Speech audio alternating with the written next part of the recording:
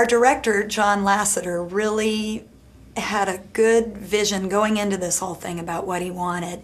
There was the magical world of these toys coming to life, juxtaposed with this real world that we live in, this suburban world.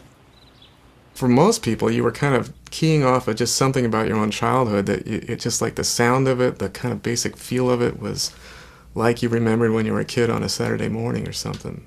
In a way, the look of the whole movie is very sort of toy-like. Even though it's very grounded in reality, it's very believable, we only put in as much detail as we needed to convince people that it was real. Everything sort of became symbols of the real world. We did many, many drawings. I think everything in animation takes many, many drawings.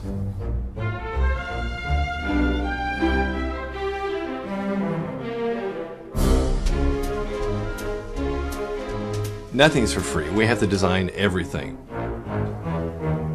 We had to be architects, interior designers, furniture designers, industrial designers, costume designers, hairstylists, and of course, toy designers. And it's a huge job. I'm amazed we did it. Star Command, come in. Do you read me? Why don't they answer? We all know toys, and it's something you kind of are familiar with, but you don't even maybe recognize it. So when we built Buzz, we want to make sure he was put together like a regular toy with the little Phillips screw heads in there and all the little details, so it felt really believable. And there seems to be no sign of intelligent life anywhere. Hello? Woody started out as a ventriloquist dummy. He started out as sort of a sarcastic, comedic character, which to some degree stayed. Bud Lucky basically had the core concept of making Woody a cowboy. I just thought a cowboy would be more interesting, working with a spaceman. That sort of sent shockwaves through the whole movie, because that just made the contrast so vivid and so powerful. Woody's a little bit more like rag dolls little girls used to play with, whereas Buzz is much more like the modern toys with chips and special effects. They're just naturally going to clash. It's almost like the older detective and the young rookie. You are a sad, strange little man, and you have my pity. Farewell. Oh, yeah?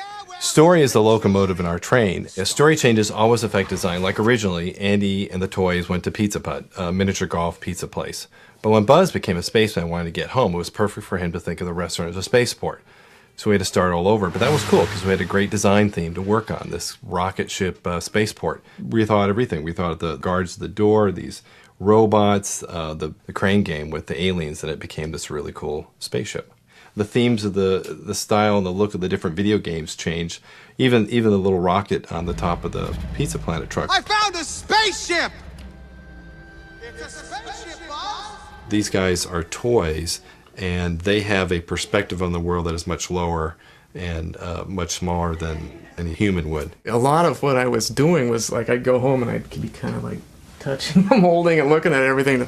Oh, that's what it's doing, because you never think about those parts of the details, but from a toy's perspective, you had to get down next to all this stuff and have it make some kind of a sense. It's very easy in the computer to create something that's perfect.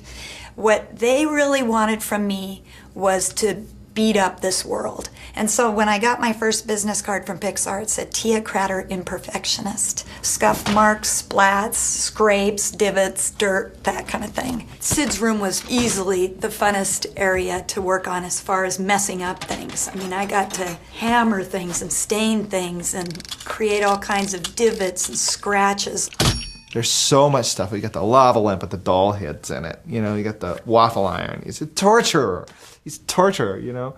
I grew up, I was more like Sid. I had a glue gun, duct tape, my dad's tool bench, and we cut everything up. I think a lot of stuff was generated for the mutant toys because it was just fun. Like, oh God, I got an idea for a toy. It was hard for me, at least sometimes, not to make them too cute, because they got really cute. After working at it, you realize, God, villains, first of all, are more interesting often than the straight guys. You know, they're just, they have more going on, more you can explain or show about them. And then you realize he's really an artist. He's kind of a sculptor, even if he's a little twisted and messed up. That was a great opportunity to kind of be Sid, but in drawings.